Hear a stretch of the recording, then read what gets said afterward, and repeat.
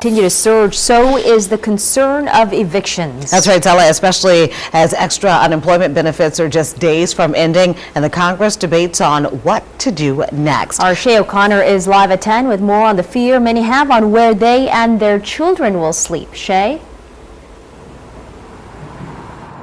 That's right, Gina. In Lousiana, officials say about 300,000 people from across the state of Louisiana are currently facing evictions, and with the end to this federal aid among us at this time, they tell me that they're not sure exactly what's going to happen and they fear that the situation will get worse. Louisiana is one of 3 states in the entire country where in the last few months it's expected to happen that a third of our citizens will not be able to make a mortgage or house payments. Families across Louisiana bracing for the inevitable. The final protection for tenants will end in August, and the additional federal unemployment ends July 31st. That's when landlords, regardless of what funding that they've had or anything like that, that they can go in and say, I haven't been paid. I need to evict this tenant, and they will be able to do so. The number of kids that we're caring for 24/7 is going to jump from about 215 to 250. That's what I'm really concerned about. Families, young mothers and children being thrown out of apartments because they can't afford them and they know they have no source of income. Since the start of the pandemic, some local nonprofits have been trying to help. The Greater New Orleans Foundation gave about $3 million in aid. So it's important that we keep doing our part, but that the federal government needs to do its part.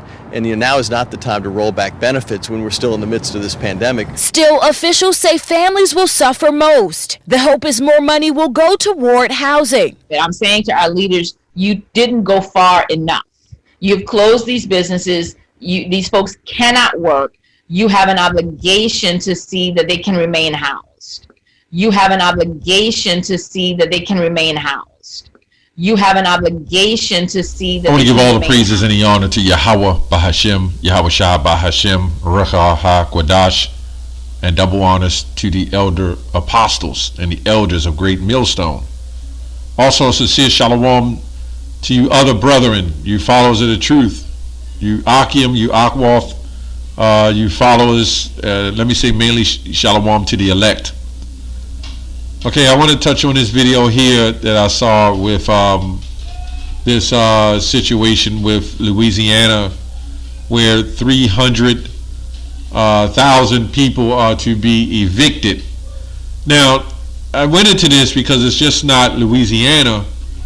It's also here in Baltimore. I'm sure it's in New York. I'm sure it's in California. I'm sure it's in various other states.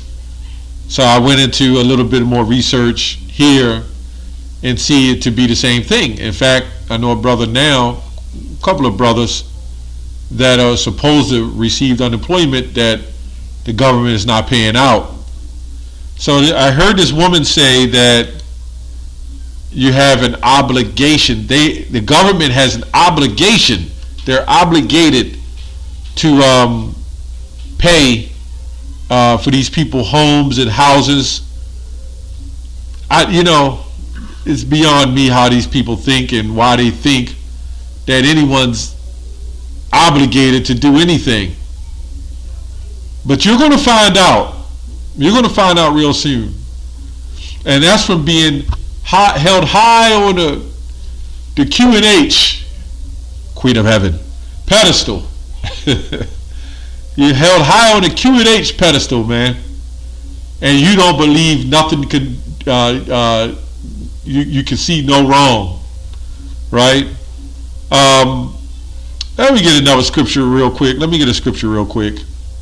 This is Revelation 18:5. It says, "For her sins have reached unto heaven, and Yahweh hath remembered her iniquities. Reward her even as she rewarded you, and double unto her according to her works. And a cup she hath filled to her double. How much she hath glorified herself, and lived deliciously. So much torment and sorrow give her. For she saith in her heart, I sit a queen, am no widow, and shall see no sorrow. Right? So this is why Eve is sitting here. This links pretty much with Eve.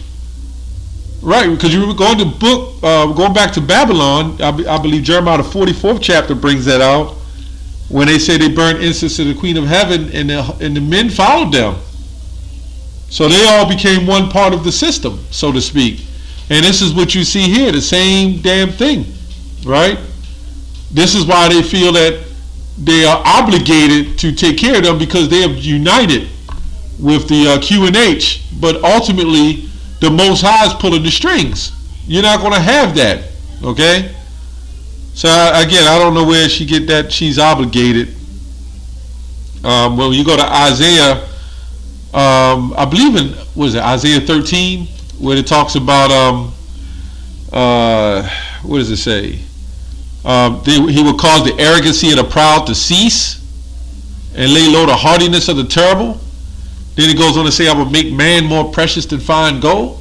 So we can see that a lot of you with these amenities and luxuries and accessories, whatever you want to call it, when that starts, you start having, losing faith in those things, and those things start getting snuffed away, you're going to see that the proud that's very high, nice rides, nice coats, nice everything, nice home, going to be brought down very low, right?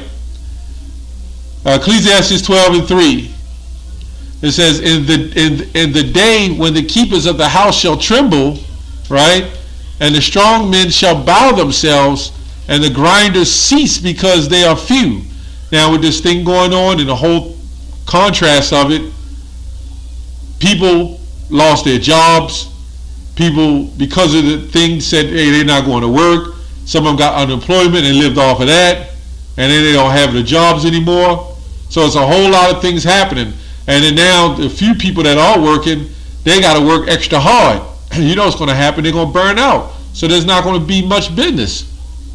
So it's easy to see why the housing market is crunched, and why people are losing jobs, and why people are losing homes, and why people are being evicted.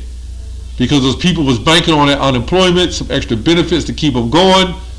They went and got the thing, and even with that, they still tossing you. Okay, and you get what you get. And now you don't have no out, so to speak. There's no way out. You're stuck in a rut. Now you can't go to work because the job you had is filled. You was waiting on unemployment.